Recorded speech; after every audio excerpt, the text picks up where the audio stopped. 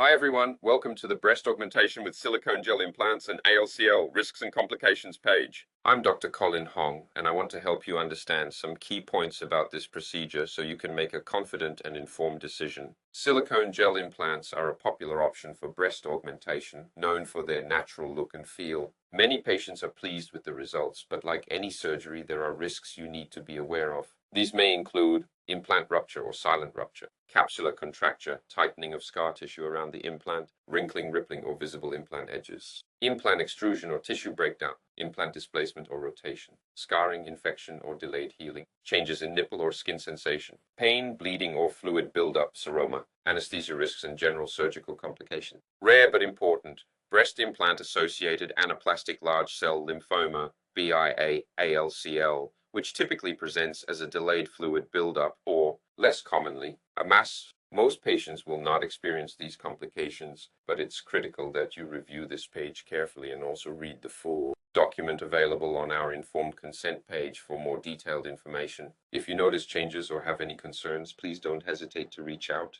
We're here to support you every step of the way. Talk to me or any of my qualified staff with your questions. We want you to feel confident and safe in your decision.